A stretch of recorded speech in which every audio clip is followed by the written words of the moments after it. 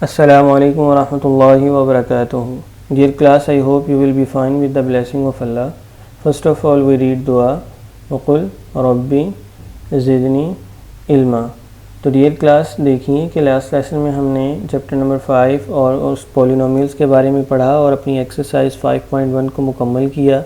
और उम्मीद करता हूँ कि जो लास्ट लेसन में हमने दो टॉपिक्स में अपनी एक्सरसाइज को मुकम्मल किया है वो अच्छे और ख़ूबसूरत अंदाज में आपने किया होगा।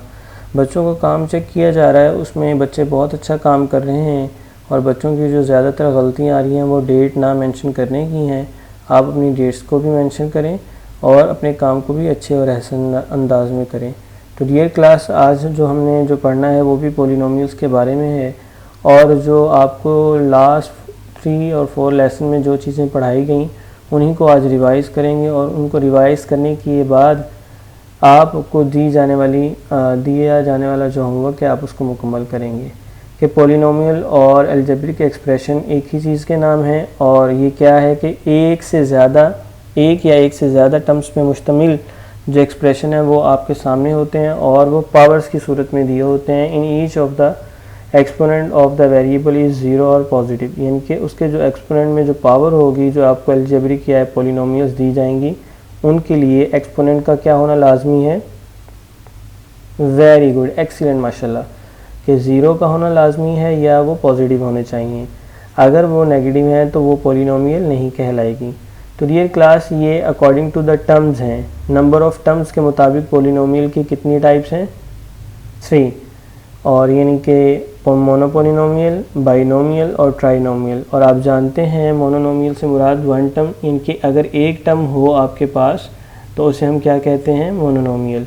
और बाइनोमियल से मुराद यानी कि 2, यानी कि 2 टर्म हो आपके पास, और अगर 3 टर्म हो तो ट्राइनोमियल, और इससे ज़्यादा हो तो वो आपको मैनी टर्म्स आपको दे देता है, तो उसके मुताबिक आप लिखेंगे ये 5 टर्म्स हैं, ये 6 टर्म्स हैं। तो डियर क्लास, ये थी types of polynomial according to the number of terms. अब आप देखें types of polynomial according to the degree, और डिग्री की मदद से भी मैंने आपको बड़े वाज़ेह अंदाज में पेश किया कि अगर आपके पास कोई वेरिएबल वगैरह ना हो, सिर्फ कांस्टेंट नंबर दिए जाएं, तो डियर क्लास क्या होगा कि डिग्री उसकी ज़ीरो होगी और उसे हम क्या कहेंगे? Constant polynomial. और अगर उसकी डिग्री 1 हो, वेरी गुड, यानी कि उसके वेरिएबल की पावर क्या हो? 1, तो उसे हम लीनियर पॉलिनोमियल कहेंगे। और क्वाड्रेटिक से मुराद इनकी डिग्री 2 है, यानी कि एक ऐसी डिग्री उसको चेक करेंगे जिसकी हाईएस्ट पावर क्या हो? 2। तो डियर क्लास, उसे हम क्या कहेंगे? Quadratic polynomial.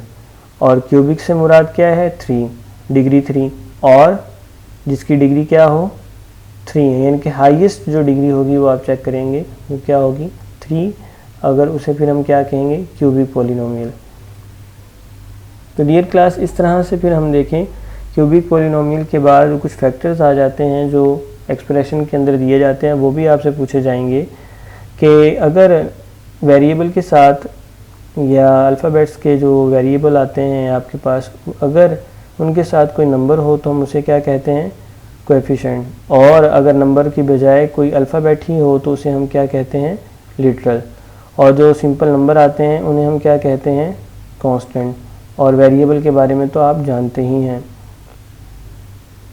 तो डियर क्लास, रूल था जो पॉलिनोमियल को जानने के लिए वो 3 थे कि एक्सपोनेंट हमेशा क्या होना चाहिए? पॉजिटिव होना चाहिए, और एक्सपोनेंट है जो सा वो इंटीजर होना चाहिए, यानी कि 2, 3, 4, 5, 10, 15 इस तरह से। फ्रैक्शन में नहीं होना चाहिए, यानी कि 1/2, 1/3, 1/5, 2/5, 2/6 इस तरह से नहीं होना चाहिए। और वेरिएबल है जो सा वो फ्रैक्शन के नीचे भी नहीं होना चाहिए। क्यों? क्योंकि जब इस फ्रैक्शन वेरिएबल की पावर को ऊपर लाएंगे तो माइनस हो जाएगी, तो वो भी क्या होगा? पॉलिनोमियल नहीं होगा। और उसके लिए उसने पहले रूल में बता दिया कि इंटीजर का जो पावर में है उसका पॉजिटिव होना लाजमी है, अगर वो नेगेटिव होगा तो वो क्या होगा? Not polynomial. और कोफिशिएंट है जो सा वो रियल नंबर होना चाहिए, यानी कि कोई भी नंबर आपके पास हो, चाहे वो माइनस का ही क्यों ना हो या प्लस का ही क्यों ना हो, ऐसा नहीं हो सकता कि वेरिएबल के साथ आप कोई ऐसा नंबर लिख दें इमेजिनरी, जैसे कि आप एयोटा और जो साइंटिफिक टर्म्स में यूज़ किए जाते हैं वो वाले नंबर्स आप लिख दें, तो वो अगर लिखे होंगे तो वो फिर ये पॉलिनोमियल नहीं कहलाएंगे। तो डियर क्लास, इन मालूमात की बुनियाद पे और जो कंसेप्ट आपके सामने पेश किए गए हैं according to the number of terms, according to the number of degree, और रूल्स जो आपको आइडेंटिफाई करने के लिए, पहचान करने के लिए पॉलिनोमियल्स की जो बताए गए, इनकी बुनियाद पे आपने इन वर्कशीट्स को आपने सॉल्व करना है, आंसर लिखने हैं सिर्फ आपने, कि आपका जो आंसर है ऊपर आप लिखेंगे identify the polynomial which has the degree 4, कि इसमें से 4 की डिग्री कौन सी है। तो डिग्री 4 वाली जो टर्म है वो आप देखेंगे। अब पहली डिग्री देखिए p की पावर 4 है और q की पावर क्या होगी। पहले तो हम देखें इसमें कौन कौन से वेरिएबल यूज़ हो रहे हैं, p, q और r। अब देखें p की वैल्यू क्या है 4 और q की 1, इनको जमा करें तो क्या बनता है 5। जिस तरह से मैंने आपको डिग्री लेने का तरीकाकार भी बताया था, वो आप इससे लास्ट जो पहली वीडियो है लेसन नंबर 20 या 21, उसमें आप इसको देख सकते हैं। तो डियर क्लास 20 में आप देखिएगा, वहाँ पे लाजमी आपको निकालने का तरीका बताया है कि इनकी सबकी डिग्री निकाल लेनी है। फिर आपने देखना हाईएस्ट पावर 4 वाली टर्म कौन सी है, तो आप उसको सर्कल कर देंगे। तो ये आपके MCQs हैं जिनको आपने हल करना है, और उन्हीं मालूमात की बुनियाद पे जो आपको पीछे बताई गई हैं। और इंशाल्लाह ये मैं आपको मज़ीद डिटेल में नहीं बताऊंगा, क्योंकि आपको पीछे बड़ी डिटेल में बताया जा चुका है डिग्री को निकालने का तरीकाकार भी, कांस्टेंट भी, और उसको आइडेंटिफाई करने का तरीकाकार भी सब। तो ये MCQ हैं, इनको आपने सर्कल करना है। और इसके साथ ही उसने दूसरी वर्कशीट आपकी ये है कि classify each polynomial based on degree, कि आपने अपनी शीट के ऊपर इस पॉलिनोमियल को लिखना है और इसका क्या नेम होगा। इसकी डिग्री 2 है हाईएस्ट, तो इसका नेम क्या होगा अकॉर्डिंग टू द डिग्री, वो आप यहाँ नीचे लाइन में लिखेंगे। तो इस तरह की सेम आपने शीट बना के आपने अपनी नोटबुक के साथ या रजिस्टर जो आप यूज़ कर रहे हैं उसके साथ आपने अटैच करनी है। और डियर क्लास नेक्स्ट आपका है, नेक्स्ट वर्कशीट है जौन सी, उसमें आपने सारी चीज़ें बतानी हैं, डिग्री भी बतानी है, नंबर नेम ऑफ डिग्री भी नाम भी बताना है, और कोफिशिएंट भी बताने हैं, नंबर ऑफ़ टर्म्स भी बतानी हैं, और according to the number of terms के मुताबिक और नेम ऑफ़ टर्म्स के मुताबिक, यानी कि आपने उसकी बतानी है कि वो कौन सी टाइप है। एक टर्म है तो मोनोपोलिनोमियल होगी, 2 टर्म होंगी तो बाइनोमियल होगी, 3 होगी तो ट्राइनोमियल होगी। तो डियर क्लास, तो इस तरह से आपने इसको फिल करना है। -p की पावर 3 -4 + q। अब इसमें डिग्री हाईएस्ट कितनी है 3, तो आप यहाँ पे 3 लिखेंगे, और 3 की जो पावर है उसके क्यूबिक पॉलिनोमियल कहलाता है। आप क्यूबिक पॉलिनोमियल यहाँ पे लिखेंगे, यहाँ पर बॉक्स में। और कोफिशिएंट कौन से यूज़ हो रहे हैं, कोफिशिएंट कोई भी यूज़ नहीं हो रहा है यहाँ पे, यानी कि 1 लिखेंगे। इनके अगर कोई भी कोफिशिएंट यूज़ ना हो रहा तो क्या होता है 1।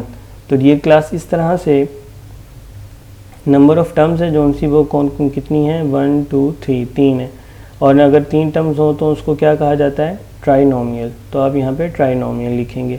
इस तरह से आपने इसको मुकम्मल करना है।